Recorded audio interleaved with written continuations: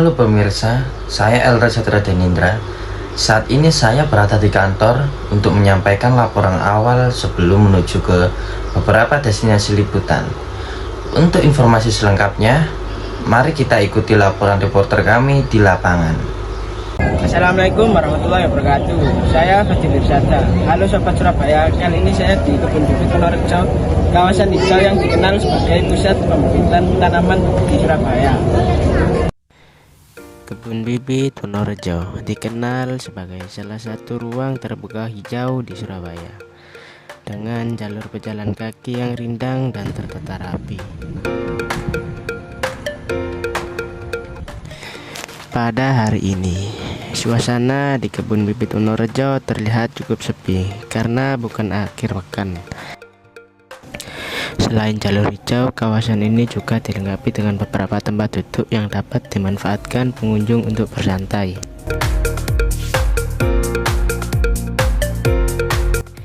Di beberapa titik terdapat danau kecil yang menambah keindahan dan ketenangan suasana di Kebun Bibit Wonorejo.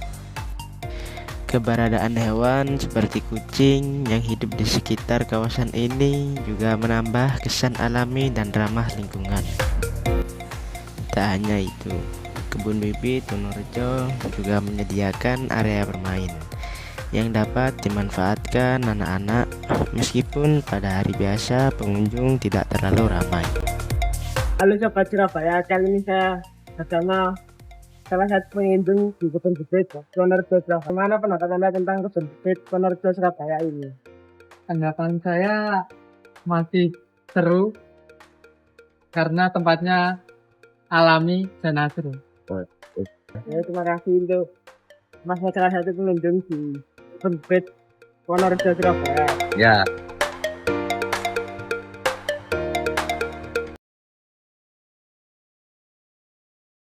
Kebun Bibit Wonorejo menjadi salah satu contoh komitmen Kota Surabaya dalam menjaga lingkungan melalui ruang terbuka hijau. Halo Sobat Surabaya, saya tadi berada di Pantai Kenjeran Lama, salah satu destinasi wisata yang cukup dikenal oleh warga Surabaya. Ya, begini nggak?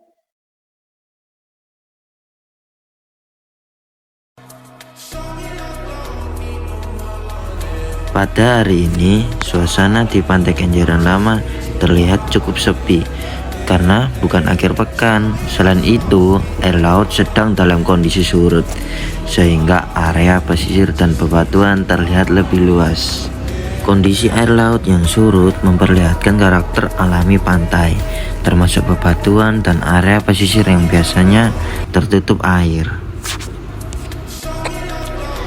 Di sekitar kawasan pantai, aktivitas masyarakat terlihat lebih terbatas pada hari biasa, sehingga suasana terasa lebih hening dan nyaman.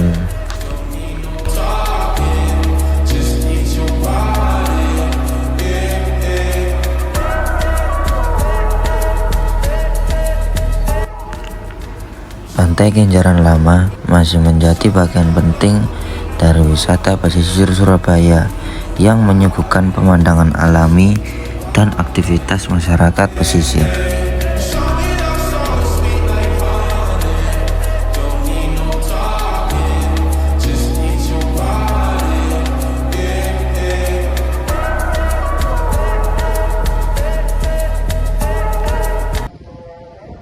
Halo Sobat Surabaya, sekarang saya bersama Bapak siapa?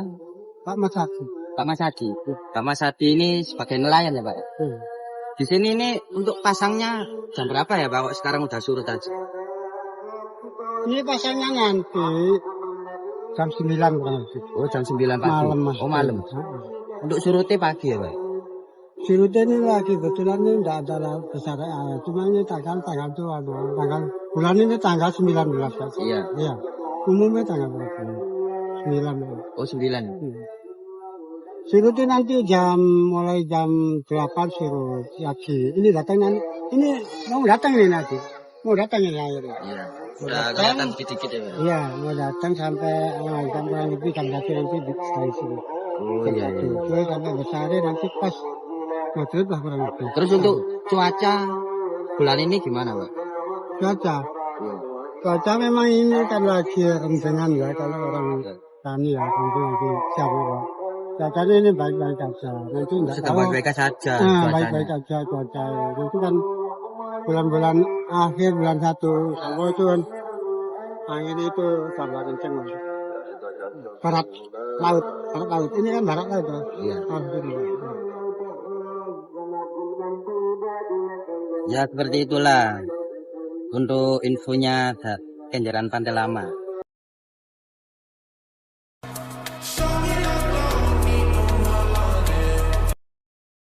Pantai Kenjeran Lama tetap menjadi destinasi yang cukup menarik bagi masyarakat Surabaya.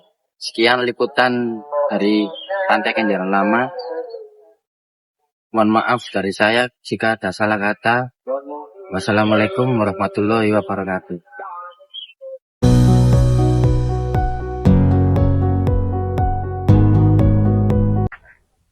Halo Sobat Surabaya, saya saat ini sedang berada di hutan bambu atau Taman Harmoni. Salah satu ruang terbuka hijau yang berada di kota Surabaya, yang menawarkan suasana sejuk dan asri di tengah kota. Ayo kita spill dalamnya ada apa aja, let's go. Hutan bambu Surabaya dipenuhi oleh deretan pohon bambu yang tumbuh tinggi dan tertata rapi, menciptakan suasana yang tenang dan nyaman bagi pengunjung. Tempat ini sering dimanfaatkan masyarakat untuk berjalan santai, berolahraga ringan, hingga berfoto karena memiliki pemandangan yang unik.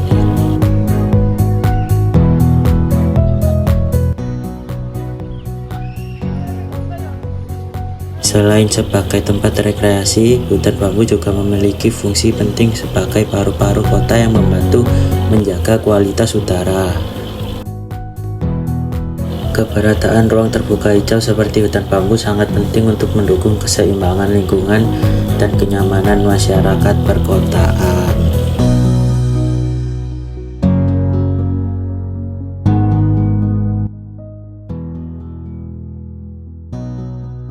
Saya mau mewawancarai salah satu pengunjung yang ada di hutan bambu atau Taman Harmoni ini. Perkenalkan, nama masnya ini siapa? Mas ya? Nama saya Adrian, Mas. Bagaimana pendapat Mas Adrian ini tentang hutan bambu yang sekarang ini? Kalau pendapat saya untuk hutan bambu yang sekarang udah 100% improve dari sebelumnya, karena emang dulu tuh dia belum terkonsep, maksudnya belum tertata rapi kayak gini. Sekarang udah banyak spot-spot foto juga, terus sekarang dia udah banyak tenan makanan-makanan, jadi kalau kalian buat cari-cari makanan udah enak banget, mau parkir juga luas. Terus spot hutan bambunya tuh sekarang bisa lebih tertata, jadi kalau misal kita mau foto-foto lebih enak juga, dan udah banyak tanaman-tanaman juga lebih harmonis sekarang, jadi lebih mantap untuk sekarang hutan bambu. Jadi itu pendapat dari Mas Adrian tentang hutan bambu ini ya. Makasih ya Mas ya. Sama-sama, Mas. Wassalamualaikum warahmatullahi wabarakatuh. Hutan bambu Surabaya menjadi bukti bahwa ruang hijau terbuka memiliki peran besar dalam menjaga lingkungan kota Surabaya. Sekian dari saya. Wassalamualaikum warahmatullahi wabarakatuh. Assalamualaikum warahmatullahi wabarakatuh. Perkenalkan, nama saya Nalsia Ainafilia. Halo Sobat Surabaya, hari ini saya berada di salah satu destinasi edukasi yang menjadi ikonik Kebun Surabaya, Binatang yaitu Surabaya Kebun Binatang menjadi Surabaya. salah satu destinasi wisata yang tidak hanya menawarkan hiburan bagi pengunjung, tetapi juga memberikan edukasi tentang dunia satwa dan lingkungan.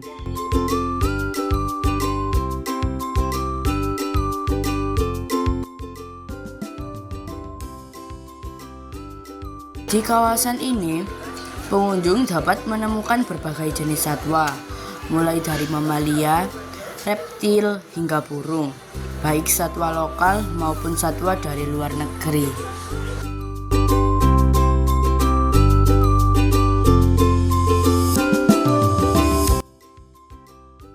Setiap kandang dilengkapi dengan papan informasi yang berisi keterangan mengenai nama satwa, habitat, serta kebiasaan hidupnya, sehingga pengunjung dapat memperoleh pengetahuan secara langsung.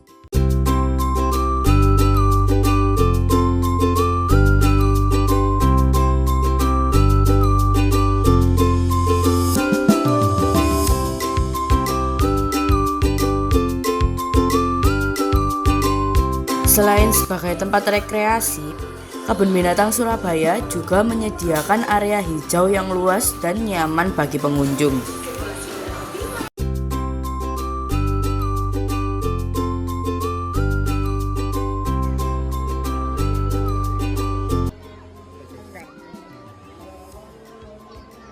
Assalamualaikum warahmatullahi wabarakatuh. Sekarang saya bersama salah satu pengunjung yang ada di Kebun Binatang Surabaya. Banyak perkenalkan nama kakak siapa? Kenalin, namaku Nisa dari Nganjuk. Oh iya. Bagaimana sih dan kenyamanan di Kebun Binatang Surabaya menurut kakak? Oke, untuk fasilitasnya sendiri ternyata cukup nyaman karena banyak akses tempat duduk. Kemudian banyak juga penyediaan makanan, kemudian ada feeding time. Jadi itu mereka menyediakan misalnya makanan buat makanan ikan, makanan buat makanan bunga, makanan buat makanan ikan. Jadi kita nggak perlu start dari jauh-jauh hari ya buat makanan. Oh, bisa makanannya apa ya? Yang kedua, ini akses soalnya juga sangat lebar. Terus kita nggak susah-susah cari buat makanan kita sendiri karena banyak tempatnya juga. Terus di sini tuh juga cukup nyaman soalnya banyak pohon-pohon. Jadi kayak cukup teduh ya di Surabaya yang panas ini tuh. Oh baik. Makasih ya Kak sudah menyempatkan waktu untuk wawancara.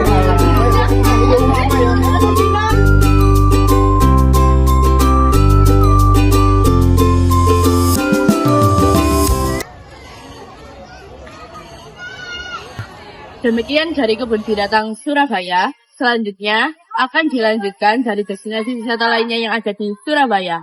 Wassalamualaikum warahmatullahi wabarakatuh. Demikian liputan destinasi wisata di kota Surabaya. Saya Elro Satrio Denindra. Terima kasih atas perhatian Anda.